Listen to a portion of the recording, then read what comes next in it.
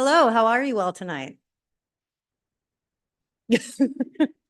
Some thumbs up, some eh. I'm Jennifer Pro, Dean of Christ College, and it's my honor to introduce tonight's symposium speaker. Tonight, we're in for a real treat, and it's almost certainly a first for Christ College. You might think that's because it's about superheroes or a movie, but we've had symposia about film, television, comics, superheroes before, but this is the first symposium that's ever been live streamed at Galactic Greg's comic book store in Valpo across the way. So you are at a premiere event, so thank you. And that is really thanks to our speaker, Zach King. While most of you know him as Dean King, or the guy with free comic books in his office, and the guy who can help you solve the thorniest of registration issues, Zach King is so much more, as we're about to find out. Do you like all this hype? Is this really helpful? Awesome. Zach received his BA in English, History, and Humanities from Valparaiso University, graduating also as a CC scholar. That might be why he's so good at helping you put multiple majors together. He's got a lot of practice. After Valpo, he earned a master's and PhD from the University of Iowa with a dissertation on superhero comics and 21st century American literature.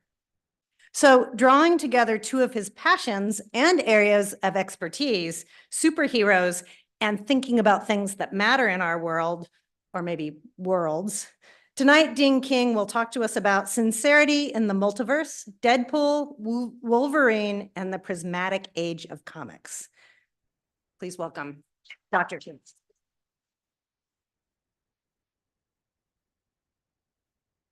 Thank you, Dean Pro. I'm very grateful for the opportunity to speak with you all tonight and super excited to dive into something that I know most of us are excited about too. And a special hello to our friends on the live stream all the way out there in the multiverse, wherever you are. I recently told a group of our seniors that I never feel more like a Christ College alumnus than when I am sitting around with other CC people talking about a movie that we've all just seen. And so, one Friday afternoon, not too long ago, as the faculty were sitting together discussing what we might offer as symposia in the future, I gestured idly and said, well, if there's ever a superhero movie coming up, I'd be happy to do something on it. At which point, Professor Puffer pointed directly at me and said, Deadpool and Wolverine? And I said, yeah, sure, why not? And so I started to think, what would a CC person do with Deadpool and Wolverine? And I think that first and foremost, we would ask questions. As I gestured and thought about what Professor Puffer had put me up to do as he retracted his index finger, that Deadpool and Wolverine, I realized, was prompting me to ask many of the same questions I'd been asking about superhero movies all my life, but especially for the last 15 years. Why these stories? Why now? How did we as a culture get to the point where the highest grossing R-rated movie of all time happens to be either the 3rd, the 14th, or the 34th franchise in a film, depending on how you're counting them? What does the roaring success of Deadpool and Wolverine tell us about ourselves and the stories that we tell each other?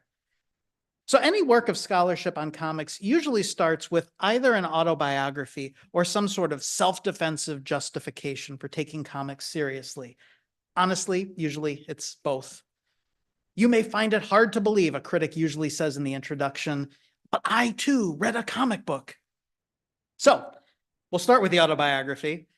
I'm about 3 years old in that picture, learning to read from a comic book adaptation of the movie The Rocketeer. As you can tell, it's a 3D comic book. It comes with those anaglyph red and blue glasses, but it's also got an audio cassette narrating the book along with me. So if you want to talk about getting a first hit that will fix you for life, this rich multimedia experience sold me. I've told some folks in this story that shortly after this photo was taken, my father told my mother, promised her really, that reading comics would make me a better reader.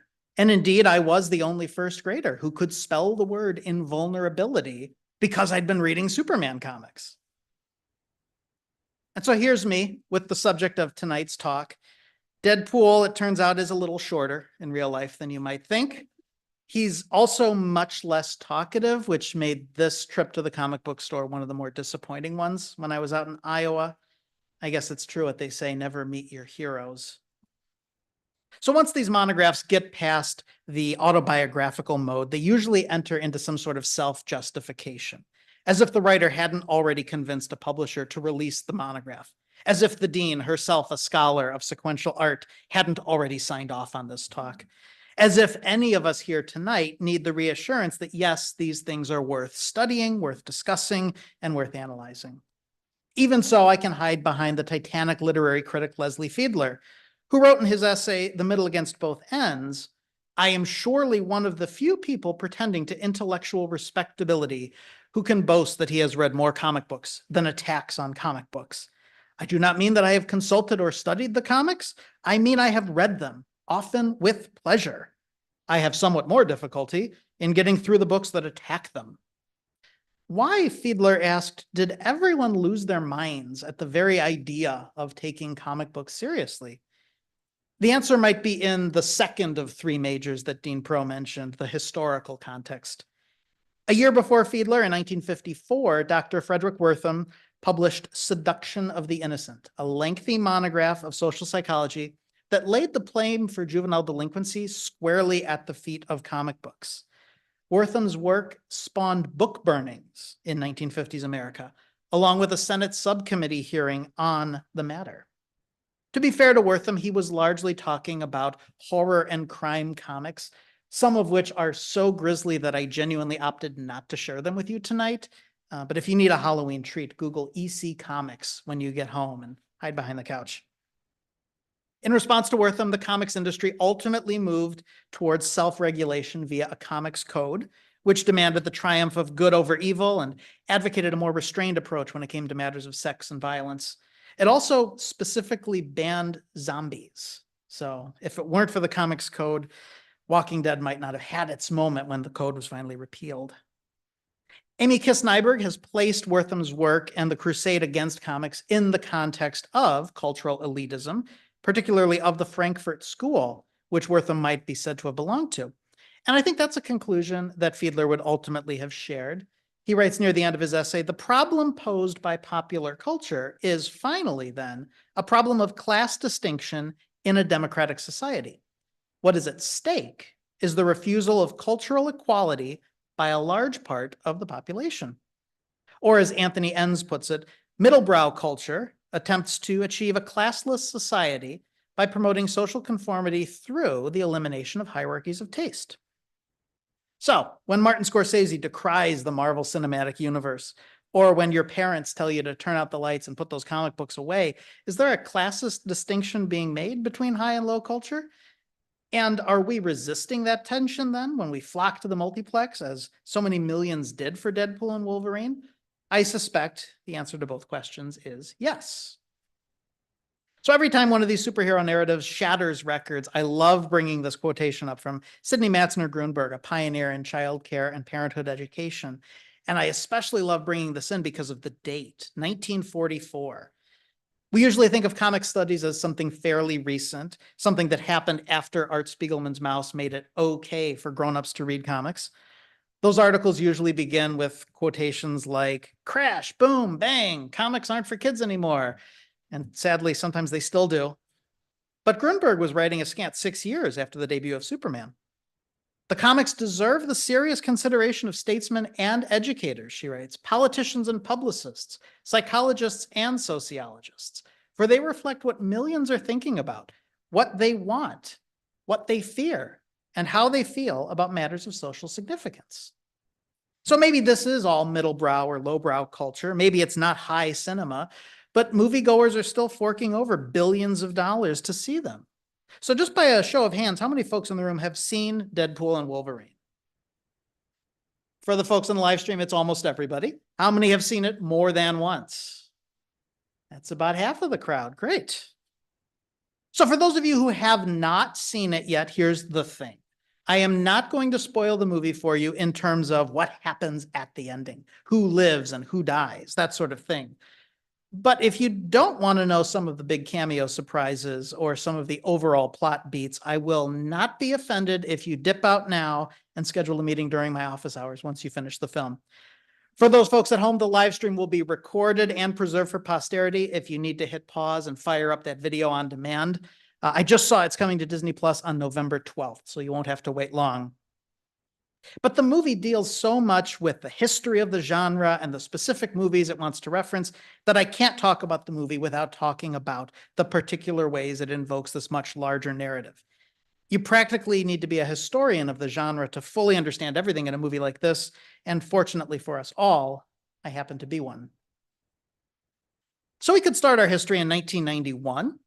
Along with Fabian Nicieza, writer and artist Rob Liefeld introduces Deadpool to the Marvel Universe in an unassuming issue of The New Mutants, which is an X-Men spinoff about the next generation of mutants. A lot of folks sometimes forget that the X-Men are technically a school and the New Mutants are the incoming first-year class. They don't have to do a musical, but their boss might throw a car at them, so it sort of shakes out even. On Deadpool's debut, and for the next few years, he is not immediately recognizable from the form that we know him today. He looks the same, he's super violent, yes, but he's really just an assassin for hire with no hyper-stylization. He's not cracking jokes, he's certainly not breaking the fourth wall. He doesn't get his signature sense of humor until 1997, when writer Joe Kelly takes the pen. Now, I have to make a rhetorical move here and talk about superhero comics and superhero movies as though they were the same thing. And in true Deadpool fashion, I'm going to get away with it by acknowledging that I'm doing it. I'm going to break the fourth wall of this symposium, as it were. But I'm also going to make this move because I think that the movies and the comics are at the same place, currently operating on the same level, naturally in dialogue with each other. And so looking at one helps us to understand what's going on with the other. I'm going to blitz through about 80 years of history real fast. But in 1938, superheroes are introduced to the world in the golden age of superhero comics. Superman shows up on the scene, lifts that car over his head and throws it at a rock, and the whole thing starts there. He spawns a genre of imitators, some of whom are still with us today, like Batman, Wonder Woman, Captain America. Others of them, like the Blonde Phantom and Airwave, they didn't quite take off. Then we get to that fulcrum year of 1954. World War II is long over. Superheroes are starting to wane in popularity. They're losing ground to things like crime and horror comics, yes, but also war and romance comics. Actually, fascinating sidebar. Does anyone know what romance comics and Groot have in common? They were both invented by the same guy, Jack Kirby. True story. So in 1954, the Silver Age begins when DC starts to dust off some of their old properties like The Flash and Green Lantern. Meanwhile, across the street, the guys in the middle there, Stan Lee, Jack Kirby, and Steve Ditko, put their heads together at what becomes Marvel Comics.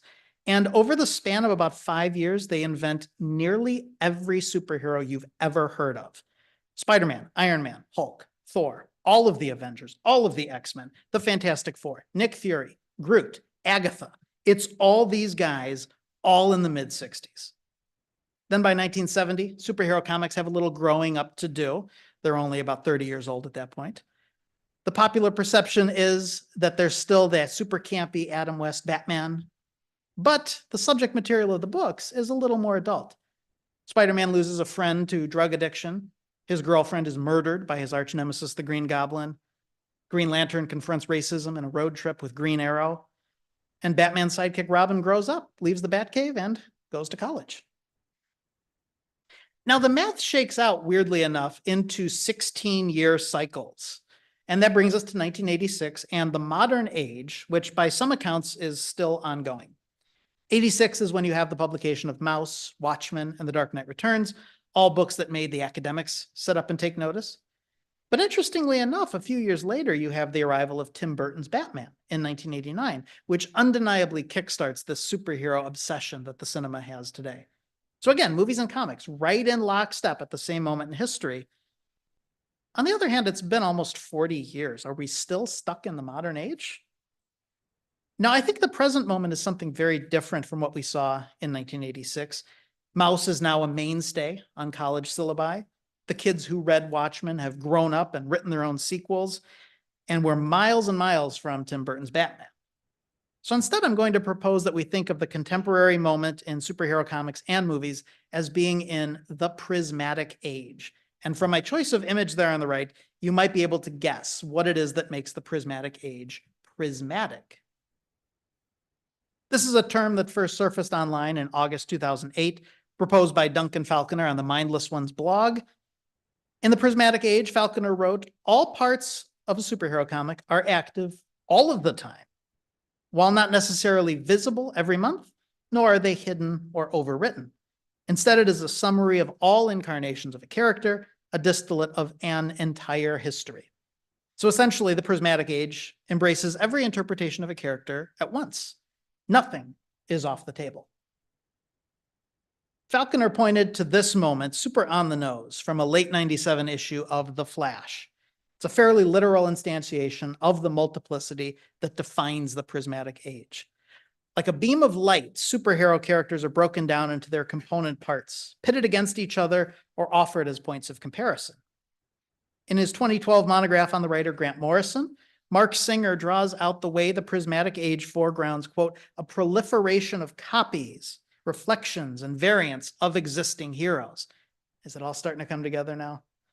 Morrison's Justice League, for example, constantly encounters alternative versions of itself, looking at extra-dimensional doubles and future inheritors and ethical foils, all people that help us understand our Justice League better. Morrison's later work then contrasts the heroes against arrays of reflections and situates them within textual palimpsests that consolidate decades of comics history into a single narrative. And I want us to hang on to that idea of a textual palimpsest, not just because it's a $10 honors college friendly phrase, but because, as you might already be realizing, that prismatic mode is precisely where the Marvel Cinematic Universe is these days. So, for example, in the figure of Superman, the Prismatic Age gives us the classic farm boy grows up in Smallville, moves to Metropolis in the big city. But some versions have him as a father. Some versions have him as a widower. We have young, scrappy Supermen without the red briefs, and we have older Supermen with gray in their temples.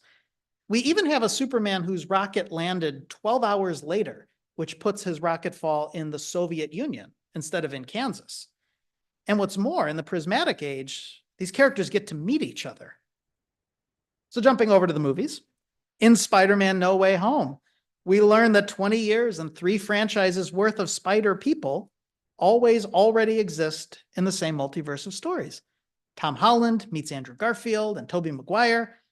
He also gets to meet Charlie Cox's Matt Murdock, the Daredevil of the Netflix universe. Now, the Spider-Man movie, incidentally, is a live-action riff on the wildly popular and hot take better Spider-Verse films. In these, Miles Morales meets any and every combination of Spider-Person you can imagine. Just a small selection on the screen there. There are thousands and thousands more, giving that pause button a workout. So then the events of No Way Home, meanwhile, prompt Doctor Strange to encounter an entirely new pantheon, perhaps literally, on Earth 838, which is a parallel refraction of our own world, in Doctor Strange and the Multiverse of Madness. And on this world, Doctor Strange meets, we'll go from right to left for the manga heads in the room, Black Bolt from the ABC television series Inhumans, Captain Carter, brought to life from the animated Disney Plus series What If, Professor Xavier, modeled on the early 90s X-Men cartoon, but played by Patrick Stewart from the 2000s, Captain Marvel, played by a different actress from the Captain Marvel film, and John Krasinski's Mr. Fantastic of the Fantastic Four. As some of you may know, Krasinski never actually played Mr. Fantastic, but he'd been the subject of so much speculation and fan casting that he was more or less wished into existence.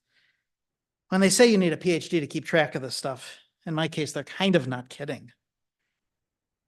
Of course, the most recent Prismatic palimpsest is hot off the big screens, and it's the reason we've all assembled here tonight.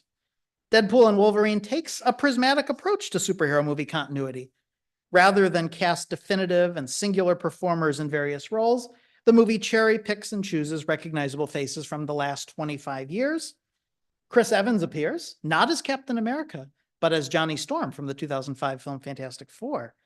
Wesley Snipes, Daphne Keane, and Jennifer Garner reprise their various roles as Blade, X-23, and Elektra, all of them in dramatic slow-motion entrances that feel a bit like holding for applause. Like John Krasinski, Channing Tatum appears as the mutant Gambit, a role he had heretofore never actually played. Emma Corrin plays the villainous telepath Cassandra Nova, twin sister to a Professor Xavier we never see, who is neither James McAvoy nor Patrick Stewart, but maybe perhaps both? At the center of the film, though, is Hugh Jackman as Wolverine. We meet no fewer than 9 different Wolverines during the course of the film. Some short, some tall, some yellow, some brown, some alive, some dead. But nearly all of them played by Hugh Jackman, and crucially, airlifted straight from the comics. You might recognize a few of the Wolverines on this slide from scenes in the film. The montage in which most of these Wolverines appear does feel a bit like fan service, but I think it's fan service in a good way, in the sense that the filmmakers clearly anticipate moviegoers being able to spot some, if not all, of these references. Now, this is not just a show-off playlist of creative designs. This is a palimpsest of recognizable shout-outs to the source material. The filmmakers assume we can recognize the multivarious Wolverines as being distinctive impressions of the same core character refracted out of the same prism. This prismatic effect is generated through the narrative device of the multiverse, this idea that at any given moment, parallel lives are playing out on parallel worlds. But as a narrative trope, the multiverse creates a subgenre where contact, if not outright travel, between these parallel worlds is possible. In our film, Deadpool claims outright that the Wizard of Oz invented the multiverse and did it best, but I would say that in that film, it's something closer to a dream sequence than a parallel world. Its variants are adapted from the day residues of the unconscious dreaming Dorothy. I don't think the film version intends to imply that Elmira Gulch exists on a parallel world as a wicked witch, though certainly Dorothy's unconscious would have made that connection. Closer to the multiverse we know and love, Star Trek famously had its mirror dimension in the late 60s, where the same actors played villainous variants of the Enterprise crew. Audiences today are widely familiar with the multiverse, if not through the MCU, then at least through Best Picture winner Everything Everywhere All at Once. If Deadpool is to be believed, in a few short years, we've become fairly sick of the multiverse by now. But if we're tracing the origins of the multiverse as a narrative device, we end up circling back to superhero comics. One of the earliest multiverse stories that I've found, and again, this is distinct from dream sequences, time travel, space travel, etc. It comes from 1961, The Flash of Two Worlds. Remember that I mentioned that DC was dusting off characters like the Flash in the Silver Age? At a point, the new Flash, Barry Allen, was able to travel to a parallel world where he wasn't the Flash, but a man named Jay Garrick was. And the truly creative thing about this was that Jay Garrick had been the Flash in our world on our comic book racks in the 1940s. But Barry wasn't time traveling back to World War II. He was visiting an alternate world where the two of them could exist simultaneously. Like prismatic emanations of the same platonic ideal, the Flashes were then able to swap notes and inspire each other to continue on in their legacy. Then at the end of the story, the Flash pulls a Deadpool and he breaks the fourth wall. As he tells his girlfriend the details of his latest adventure, which he's certain that she'll never believe, Barry turns to the reader, almost conspiratorially, and he drops this little thought balloon. The only ones who'd really believe this are the readers of Flash comics. That's why I'm going to look up Gardner Fox, the gentleman at the right, who wrote the original Flash stories, and tell it to him. He can write the whole thing up in a comic book. So the multiverse, Flash implies, always assumes the presence of a reader who can discern the truth behind the prism, who is already in on the joke, and who is a comic book reader. So just a quick sidebar. I don't know what it is about the Flash, and maybe we can talk about this in the Q&A later, but he always gets bogged down in this narrative trope. He's always meeting other versions of himself. So on the CW show from the last decade, Grant Gustin's Flash meets both John Wesley Shipp and Ezra Miller, who had played other Flashes in other adaptations.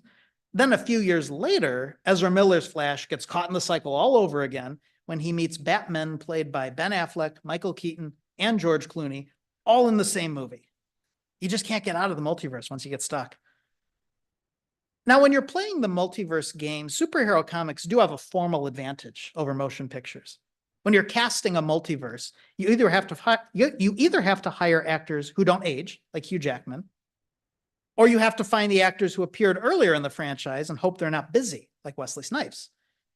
In a comic book, however, you are freed of those budget constraints. You can just draw a Batman who meets Michael Keaton and Adam West, who encounters animated Batman and video game Batman that are instantly recognizable to fans.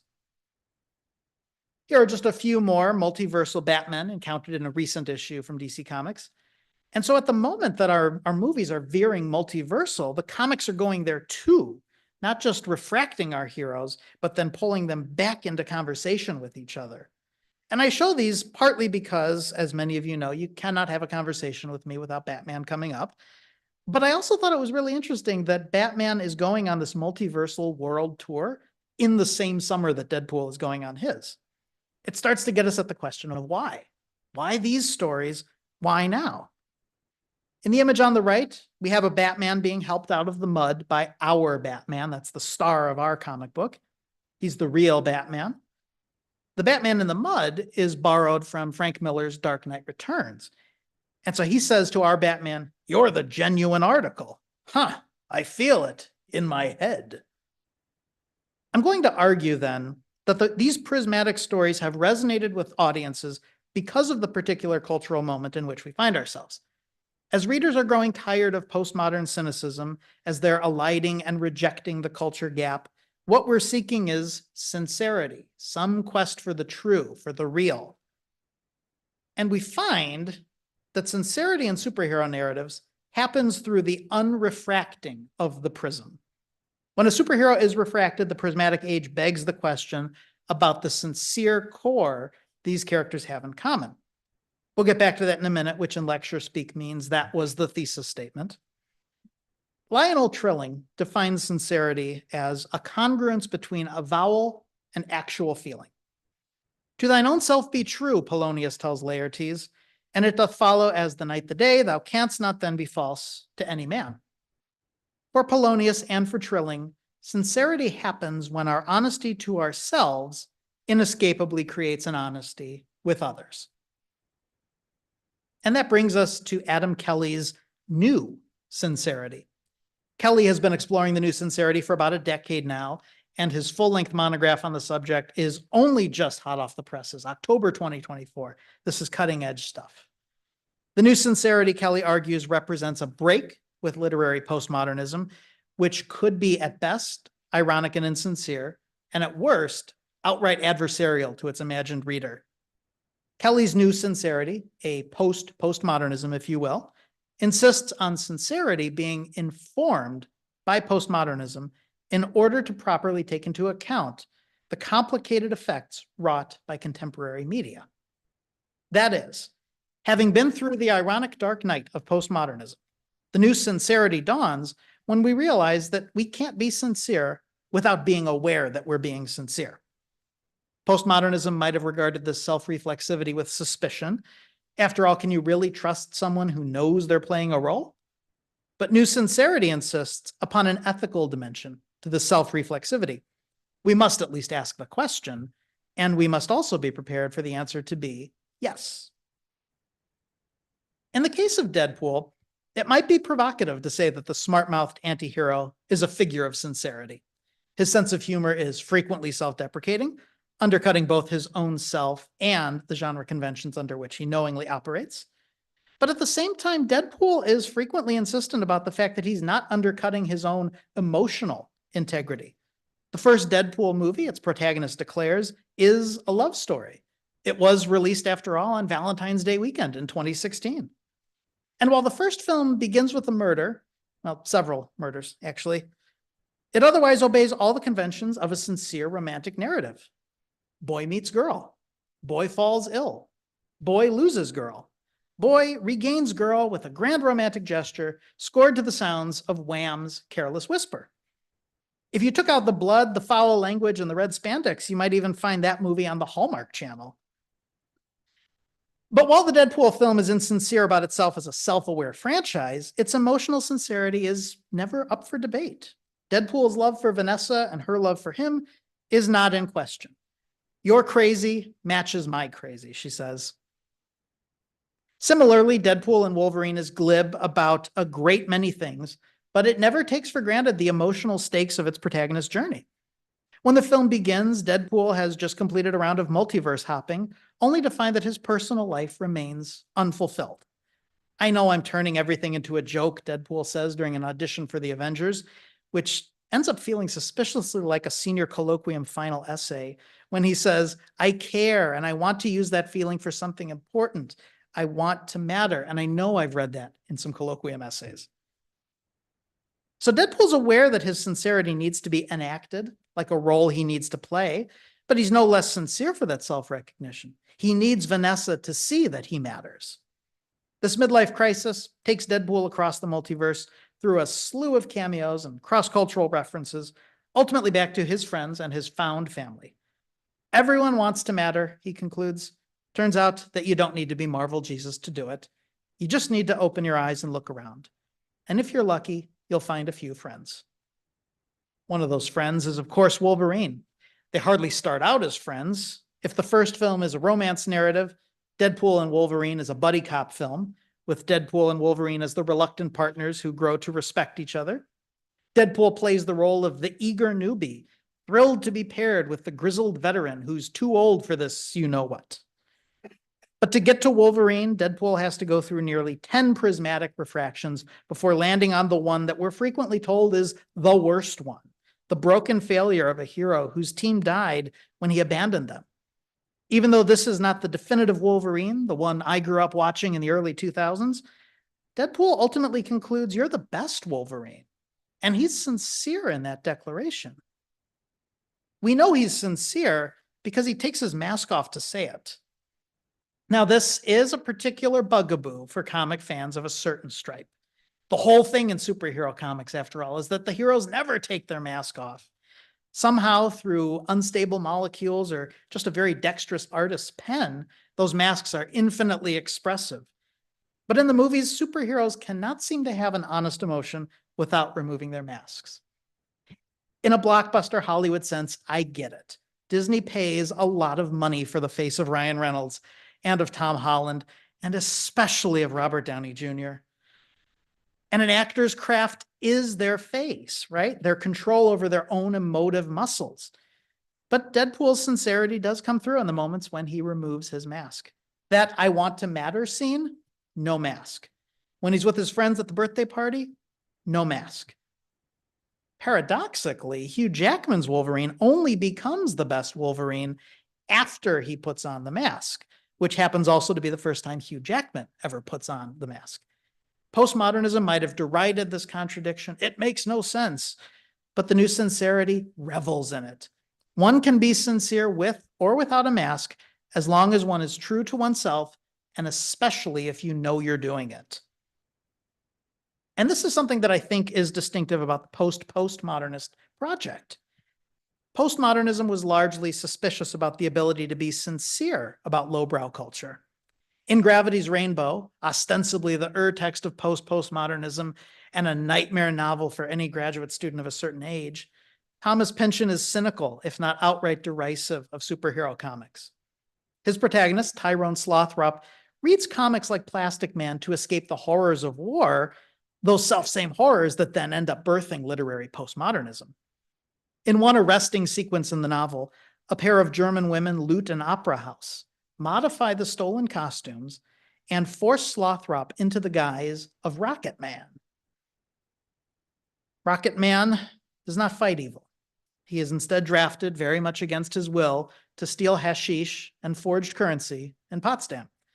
But I wasn't Rocket Man, Slothrop attempts to protest, until just a couple of hours ago. Superhero comics, it turns out, occlude Slothrop's own capacity for sincerity. He cannot be true to himself because his very identity has been overwritten by comic books. The final word on superheroes in Gravity's Rainbow is one of tragic impotence. Upon the death of Gottfried, spoilers for the 800-page novel, a litany of superheroes, including Superman, Plastic Man, Namor the Submariner, and the Lone Ranger, they all show up, but they're too late to save Gottfried. Too late was never in their programming, Pynchon tells us, but for the superheroes in denial about their failure, quote, there'll be 1,000 ways to forget. Paradoxically, or perhaps with deliberate irony, these later Penguin editions of Gravity's Rainbow bear cover artwork from Frank Miller, the comic book creator who gave us The Dark Knight Returns, Sin City, and 300. I would love to know whether Pynchon knows that. So in the prismatic age, how can we be sincere? If we're not mutants who regenerate or sprout claws from our hands, if we don't have masks to take off or put on, where do we find truth? The short answer is, and if I can leave you with only one point tonight, it's this: read more comics. It's where we started, after all. That 3-year-old kid reading The Rocketeer got to this point in his life because he kept reading comics. But if we stopped there, you'd miss about 12 more minutes of really good stuff, including what I think is the most important cameo in Deadpool and Wolverine. That, he said in Deadpool fashion, is called a teaser. But read more comics ends up being the path to sincerity because we have access to truth when we look at the world like a comic book reader. So let me unpack that. In the graphic novel Watchmen, one of its protagonists is Dr. Manhattan, a blue-skinned post-human whose superpowers include the ability to perceive all moments of time at once. He can exist in the past, the present, and the future simultaneously, which is hell on his romantic life and almost unbearable from a phenomenological perspective. But Dr. Manhattan is able to see reality more clearly because he can step outside of time and perceive it all at once, at random, or in his own sequence. Like Dr. Manhattan, comic book readers have the ability to look back into the past, or we can skip forward a few pages to see what waits in the future. We can linger over the present as long as we want, or we can, heaven forbid, cut the panels out and shuffle them into our own order to see, like William S. Burroughs, what truth might leak out. Now, the very astute among you, and most of the well-read, will have noticed by now this is not actually a slide of Dr. Manhattan. This is Captain Atom from Grant Morrison's Pax Americana, which is a prismatic riff and a kind of parody of Watchmen. But to get that reference, you need to know that Dr. Manhattan is a prismatic riff on the original Captain Atom from the 1960s. It is prisms all the way down, folks, and the only way to find the truth is to read like Manhattan, to look at things from a 4-dimensional perspective, or in other words, to read more comics. If the prospect of reading more comics seems daunting, maybe we just need to watch more movies instead. And based on the turnout for Sunday night screening, I think that is without question. We can read like Manhattan, or we can watch movies like Deadpool. While his Wolverines multiply, unaware of each other, Deadpool is positioned as standing outside of cinematic time and space, able to see the Wolverine from which all other prismatic iterations are refracted. In the movie's opening lines, even before the credits roll, Deadpool is positioned as the ultimate fan, the apex moviegoer. He sees all, he knows all. He hums along with the Marvel Studios fanfare, not to make fun of it, but just to celebrate it. That logo music just gets you pumped, right? He exclaims breathlessly. I'm just excited to be here. As the movie rolls on, Deadpool knows that comic book Wolverine ought to be short. He can name check John Byrne, the artist who drew the brown and gold suit. Look out, Blazing Beacon. And when he tells his Wolverine, "You're the best, Wolverine," again, without a mask, one senses that he is breaking that fourth wall and speaking directly to Hugh Jackman. The film's closing credits continue that sincere tribute to the movies of yore, playing out alongside a montage of behind-the-scenes footage orchestrated to emphasize the deep sincerity invested by the casts and the crews.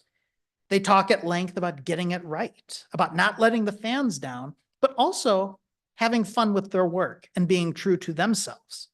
There's certainly a self-aware play for sincerity in this montage.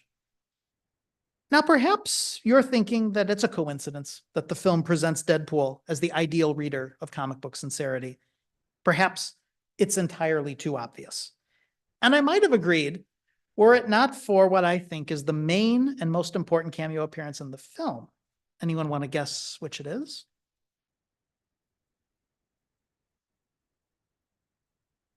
Gambit, that's a good guess, but we have to return to the idea of the textual palimpsest because the 2017 film Logan introduced Daphne Keane as Laura, alias X-23.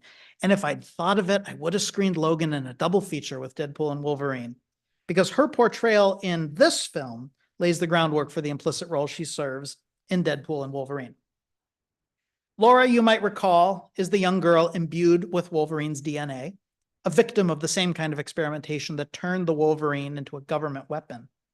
Much of Logan, consequently, is about being an ersatz father for this girl who didn't ask to be his daughter.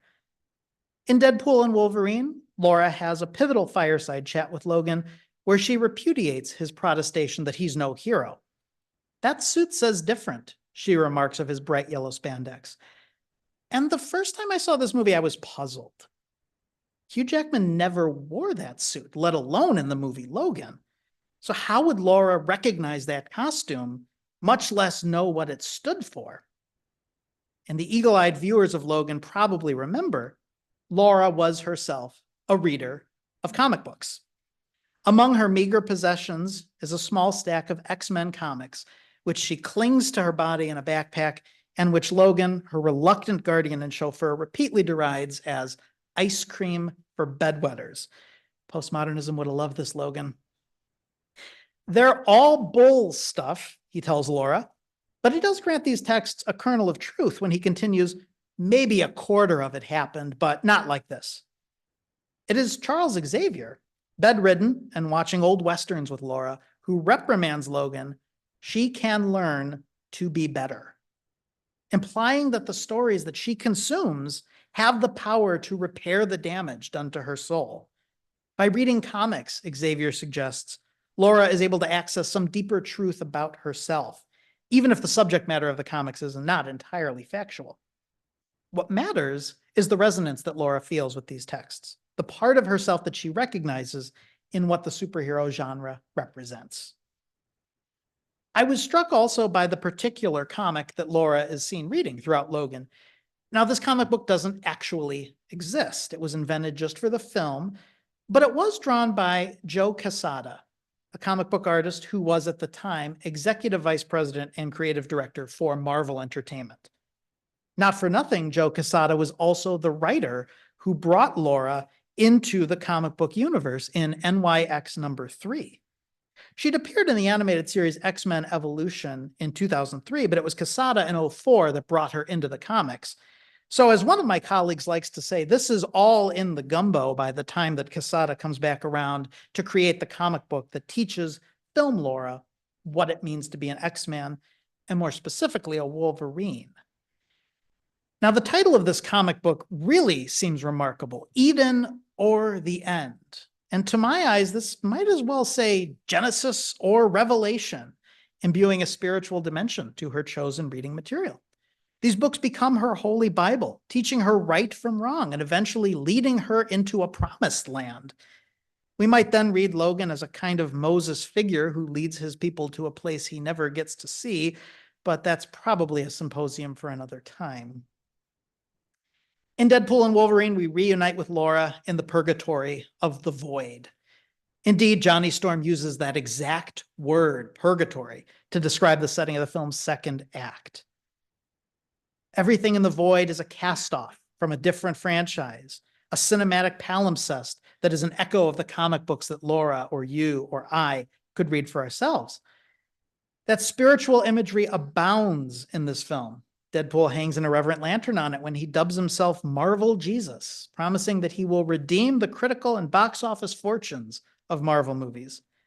And in the film's final action sequences, the religious valence reaches its ecstatic apotheosis in an ultra-violent tracking shot scored to the pseudo-religious strains of Madonna's Like a Prayer. Irreverent, yes, but also sincere. After all, where do you find truth in a prismatic age? In the moment when Hugh Jackman finally dons the mask of the Wolverine, something he'd adamantly not done in more than 20 years, the film is empirically clear about the one way to sincerity. I don't think that's an accident. The street sign might as well read from John 14, I am the way, the truth, the life. That conspicuously placed one-way sign points to Wolverine as if to say, the one way is back through the prism. To thine own self be true, Polonius might well advise Wolverine, but remember the self you were before the prism divided you. Actually, he'd probably say it in perfect iambic pentameter. And Laura articulates to Wolverine at the campfire when he tells her, whoever you think I am, you got the wrong guy. Laura replies, you were always the wrong guy. She looks past the version of Wolverine that's in front of her, back through the prism and into the core of what those characters have in common. You remind me of him, angry, drunk, mean, showed up when it mattered the most. It is a message that Wolverine ultimately embraces by the time he confronts Cassandra Nova and chooses not to kill her. I am wearing this suit, he tells her, and that means a lot of things, but most of all, it means I'm an X-Man. In Adam Kelly's conception, the new Sincerity has passed through the prism of postmodernism and into a more enlightened self-awareness. The key test of sincerity then becomes the willingness to act on what one professes to believe. The Wolverine costume serves as a double signifier to the audience that the film itself is operating in a sincere mode. Deadpool, in one of the film's better one-liners, observes of his friend, quote, "He's actually wearing a costume, like he's not embarrassed to be in a superhero movie for once." And for Logan, that sincerity demands that he make the ultimate sacrifice by film's end. Now, the film doesn't actually let him make that sacrifice. He has to play this part until he's 90. The character is perceptibly sincere up until that point. He means to do it precisely because that's what the suit demands. It's what the genre demands. That's what being an X-Man is all about, showing up when it matters most. Now, if that tension between what Wolverine wants to do and what the film lets him do seems like it hurts, don't be alarmed. Adam Kelly advises us that such is to be expected in a more self-aware, newly sincere age. New Sincerity writers tell a more anxious story, he writes, a story in which the cross-contamination of love and money becomes the inescapable conclusion of writing in a neoliberal age. If literary new sincerity, he continues, is sincere about anything, it is this basic threat to pure sincerity in life and in art. Now, a few film critics lamented the inside baseball of Deadpool and Wolverine. It does, after all, begin with a fairly lengthy monologue about the various and sundry intellectual property licenses that control which studios, make which movies, about which characters, and if you're not in deep, it can feel like an economics lecture. But Mark Kermode, late of The Guardian, wondered in his review, I honestly don't know whether making a movie with jokes about the franchise owners of the characters in that movie ought to be encouraged. But when we screened the film over this past weekend, one of the biggest laughs came when we encountered the 20th Century Fox logo amid the detritus of the void.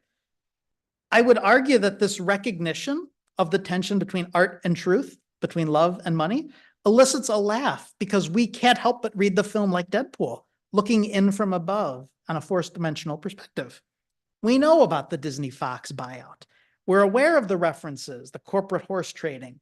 We can look back through the prism and recognize, for example, every one of Gambit's lines is a joke about the fact that Channing Tatum never made a Gambit movie.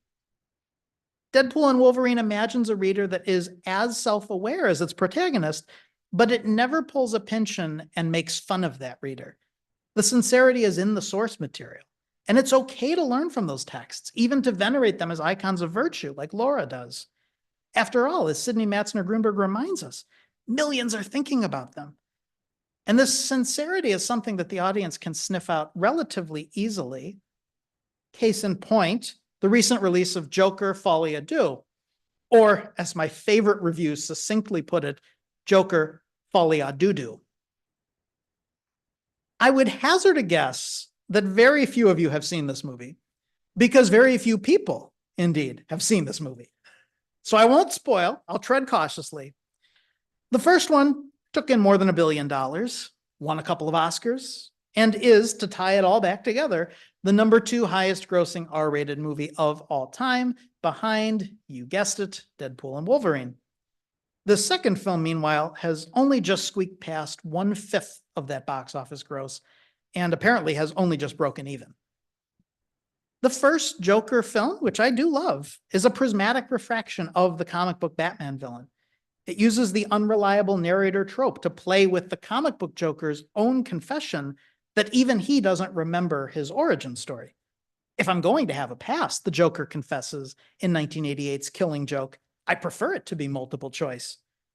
Likewise, in the first film, Joaquin Phoenix's Joker may or may not have killed his neighbor.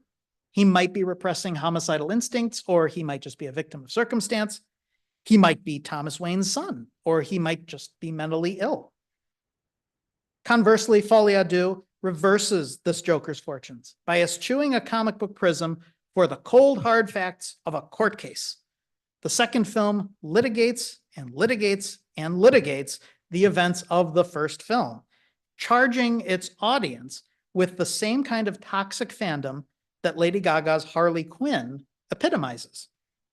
Under the guise of a Joker film, Folie à Deux instead argues quite loudly that it is mentally unhealthy to want to see a Joker film. It is this insincerity, characterized by a particularly vociferous and frankly weird final half hour, that I suspect turned audiences away in droves. So the problem of sincerity finally becomes, ironically, whether a clown is allowed to joke. We might think of New Sincerity as a post-postmodernism with a sense of humor, but in that sense of humor, the punchline is never on the reader. Instead, the jokes form an inside and an outside, those who get the jokes and those who don't. Recall that Deadpool and Wolverine is populated by the denizens of a dozen different films, and the more of them you recognize, the more the movie adds up and resonates. But the film is equally inclusive of those who don't get the jokes. At one point, Deadpool helpfully provides a footnote for audiences who haven't seen Loki Season 1, Episode 5. This joke at once idolizes the depth of the source material. It lights the way for those who haven't been watching everything. It also gently ribs the expectation that the fans have, like Eliath, consumed everything in their path. To thine own source material be true, we might conclude, and it must follow, thou canst not then be false to any moviegoer. And that's how you make $1 billion. Thank you.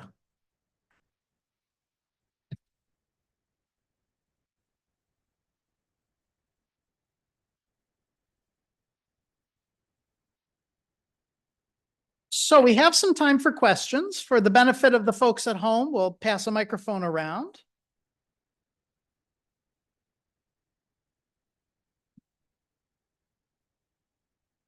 Moira, would you be so good as to meet me halfway? You have 7 minutes till my next class starts, though.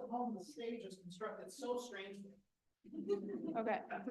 So this might be a question that you can answer during like a one-on-one time because I have class in 7 minutes. But No pressure. I was really interested in the divide that you highlighted between, or not the divide, but like the idea that you can enact sincerity and still have it be true and honest sincerity.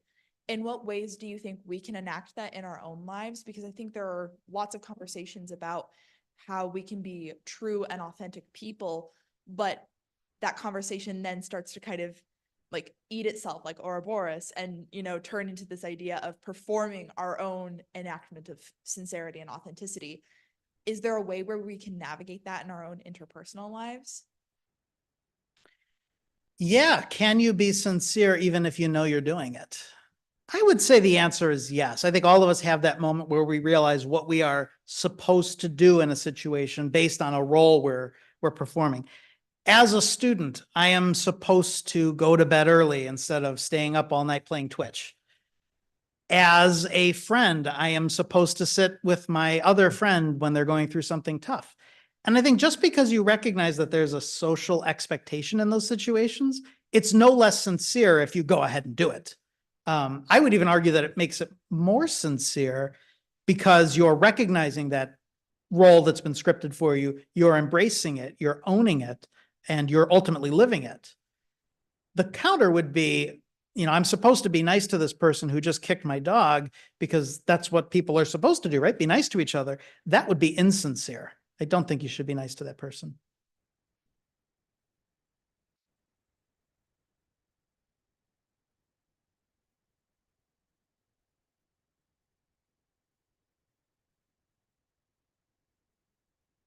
Got a question over on this side of the room. Thank you, Simeon. I guess this is also about sincerity, but I guess more specifically sincerity within the context of the movie. Do you think that Deadpool constantly cracking jokes at the expense of, Disney and, Fox and, Marvel Studios and everything, like, obviously it's meant for the audience to laugh at it, but do you think that is what, like, I don't know, spoke to audiences in a sincere way more than Joker did? Or, like, I don't know, more and more Marvel projects are getting less and less critical acclaim and like commercial success and everything, because of the way that, I don't know, do you think Deadpool's, making, like, poking fun at it had something to do with the success that it received? Yeah, so let me unpack that backwards. I'll start with the last part of your question first, which is how tied is Deadpool's irony to the critical decline of Marvel in general? And I think that there's, again, that idea of creating an inside group. Like us, Deadpool is sort of fatigued by the whole thing. There's just too much of it to keep track of. Not all of it is good. He says to Wolverine at one point, you're joining a kind of a low point. So I think that there's some of that, like, insider knowledge that he's one of us. We recognize him as one of us. But I also think that there's some of that underdog kind of scrappy thing when he's making fun of the boss, right? When he makes fun of Disney and Fox, there's a part of us that thinks, oh, I can't believe he got away with that. But also he did get away with that, and the bosses did let him do that. So he has that long joke about whether or not he's allowed to talk about cocaine. And the longer the joke goes on, the more he's sort of shooting his own joke in the foot, because Disney told him not to talk about cocaine, but he's still doing it, and he's going to keep doing it. So I think there is some of that rebellious thing in him that is very appealing to audiences, but I don't think it's any less sincere. Do you think the irony of Deadpool calling out the executives and the studios for the choices that they have made in handling a multiversal story runs the risk of being less sincere if the studios choose to not take the criticism that they have been given? Yeah, so is Deadpool like Cassandra, and he's the prophet telling us what the way is? I don't think it's any less sincere to Deadpool. I think he still can own that scrappy outsider thing. But I do think that the movie studio execs would be wise to look at which projects worked and which projects didn't, and try to find what the difference is between how they handle something like the multiverse, which I love. I love a good multiverse, but there's kind of a lot of it. It's kind of overplayed. And I don't know what they're going to do with Robert Downey Jr. as Dr. Doom. I mean, is he going to be out of the multiverse? Is he just going to happen to have the same face? Do you think he'll take his mask off, or do you think Oh, it's like, it's a $60 million contract. I would think he would have to. But the funny thing of it is that those scenes in the Iron Man movies where you see Tony Stark's face inside of the suit, that was original to the film. They had never done that in the comics before. It was just the mask. And they did it for two reasons. One, focus groups, it turned out, thought Iron Man was a robot. They had no idea that there was a guy in the suit. That's how bottom of the barrel that character was in 2008. But two, they did it because Robert Downey Jr. said, hey, how am I going to emote inside of a tin can? So I think, Dr. Doom, his whole thing is the mask is welded to the face. He literally can't take it off. But there's a $60 million face under there. You're going to see it.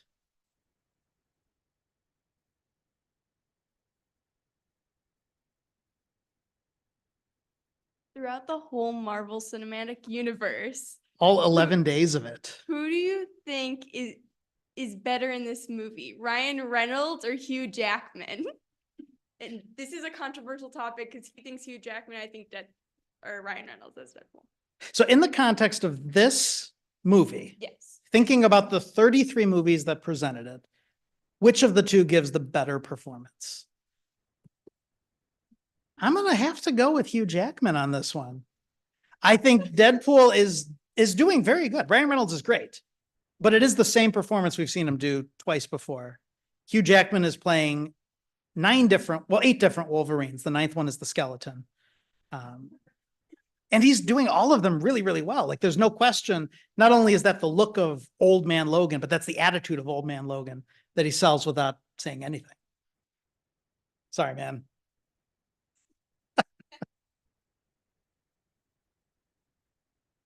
We got a question in the back of the room.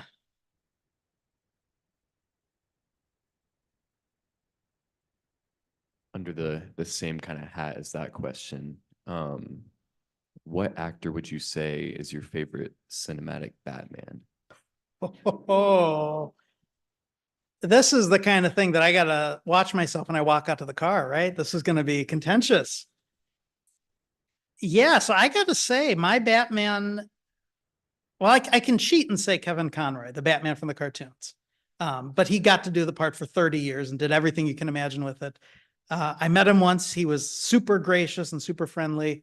But when I read a Batman comic, that's the voice I hear in my head. If you want to talk about live action, I got the hot take that Ben Affleck was the best.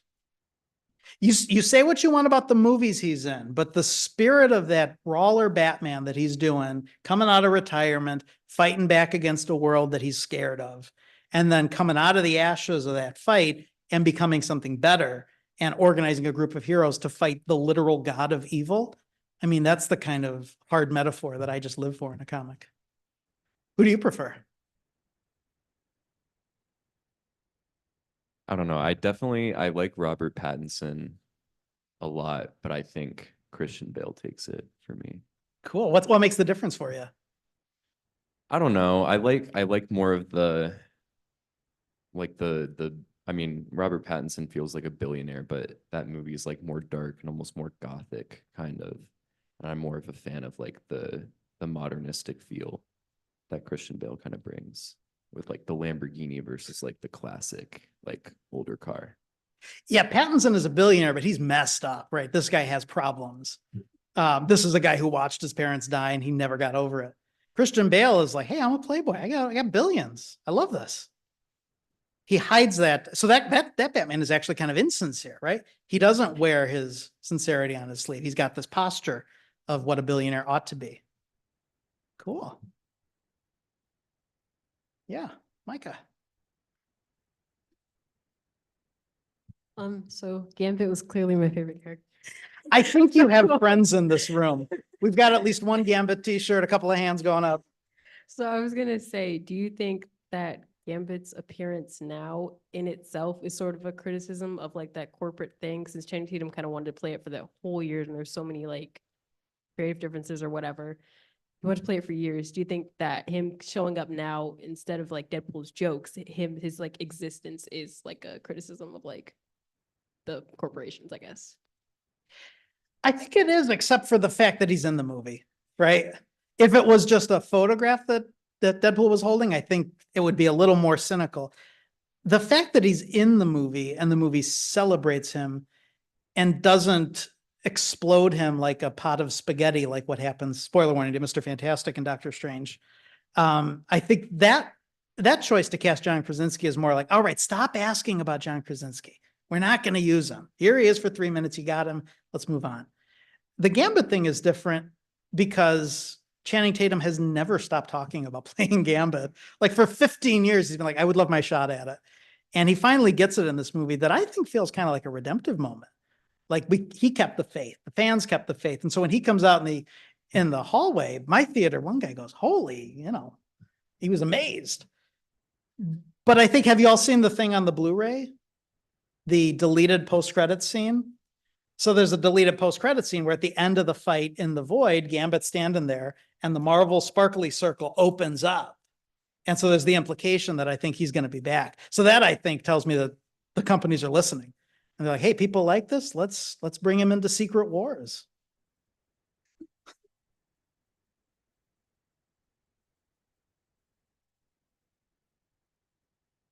And this question is coming from the person in the Gambit t-shirt. So I'm dying for the follow-up. It's not even about Gambit. I'm just commentating sorry. for the folks at home. I guess this is less of a like academic question. If you could add one Fox cameo to the movie that you think would make the movie better, who would you add personally? Oh.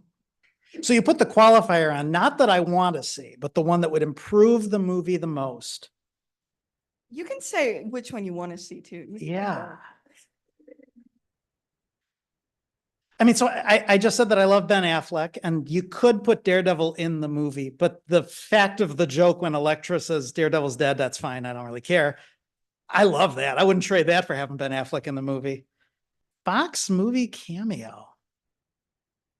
It is a shame that we don't get a Charles Xavier that meets Cassandra Nova. There's the implication that if the two of them had met, all of this could have been avoided. And I would have loved some sort of moment. I don't know where you'd put it, but just some sort of opportunity for recognition. Because I just love that character, Cassandra Nova.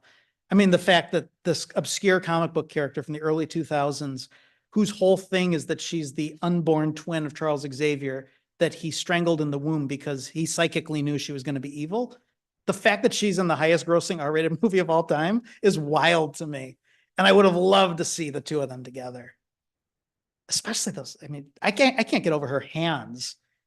Like, she's wearing prosthetic fingers in the movie that she then jams into people's brains. How do you not want to see more of that?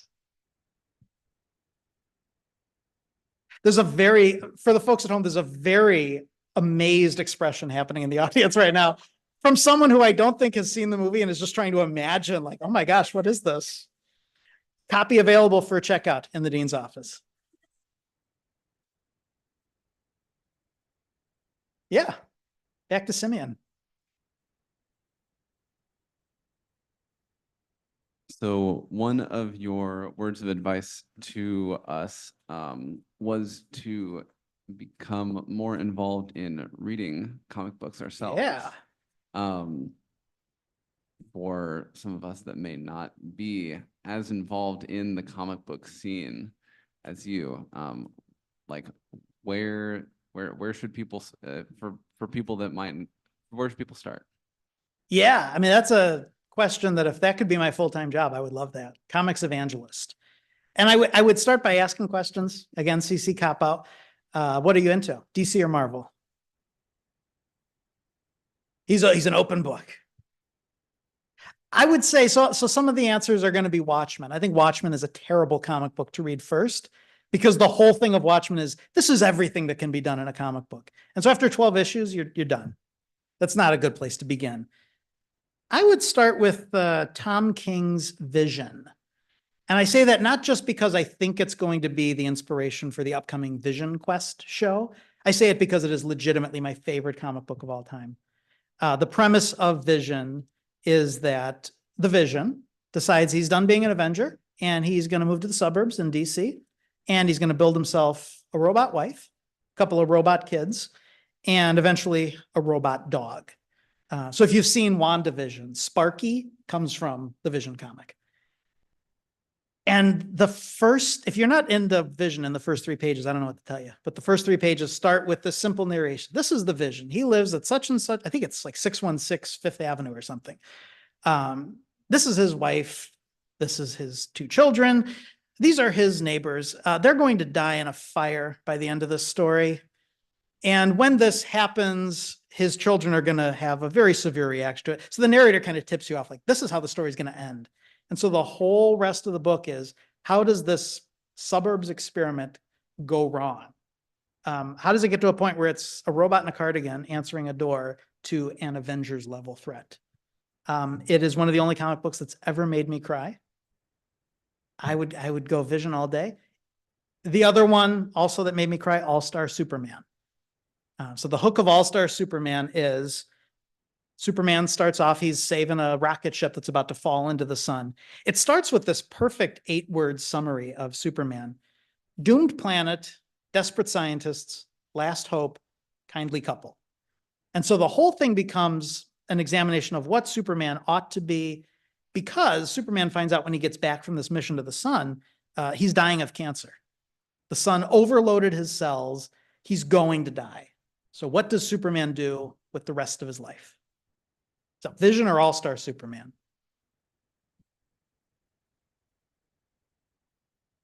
Kind of going off that question a little bit, I'm reading Chris Claremont's run of the X-Men right now. Did you go all the way back to Giant Size? Yeah. Oh, we got to talk. What is your favorite, like, portion of the run on X-Men, or your favorite author, I would say? Are we sticking just to the Claremont run? No, just like X-Men author in general. I was just saying where I'm like Sure. starting, but X-Men author in general. So Claremont wrote X-Men from like 74 to 91. This amazing span. Like he defined the characters. They'd been languishing in limbo for years.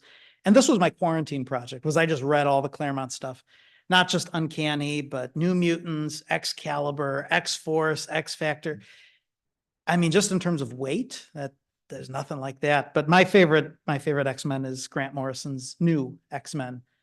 The premise of which introduces Cassandra Nova, and mutants decide, you know what, we're sick of being in the shadows. We are pretty awesome, and we are just going to tell the world that we're here.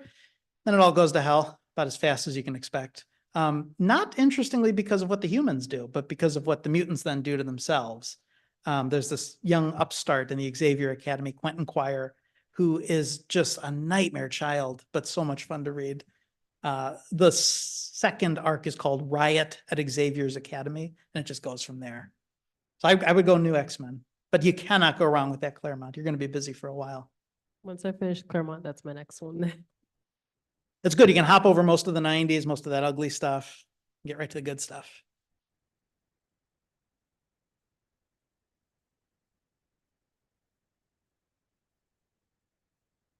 You mentioned your favorite actor for Batman was Ben Affleck. Who do you think portrays Spider-Man / Peter Parker the best of those actors? So again, I'm not going to cop out and say the guy from the 90s cartoon, because that's who I hear in my head all the time. I think Andrew Garfield. He's a little too old to be Spider-Man, but he captures that like awkward, gangly high school thing. Like he's the most believable as the nerd that nobody cares about. I just think he embodied that spirit and that darkness that's in the character. I wish he got a third one. I would have loved to see him bounce back from that. The movies he's in are kind of terrible, but he's really quite good in them. Who's your favorite? My favorite is Andrew Garfield. Andrew, good. But if I could pick something else, I'd say recently Insomniac Spider-Man from those games. Okay. Yeah, that the video games are sort of weirdly the place where you get the core version of the character. Like the Insomniac Spider-Man is pretty iconic. The Batman in the Arkham games is sort of the ultimate Batman. Yeah, you can't go wrong there. Well, as you can probably tell, I can gab about this stuff all day and all night. For those of you who aren't in CC, maybe a good reason to transfer in. But please feel free to hang, chat. After party can be at the big wall of comics in my office. Thank you so much. This is a dream come true.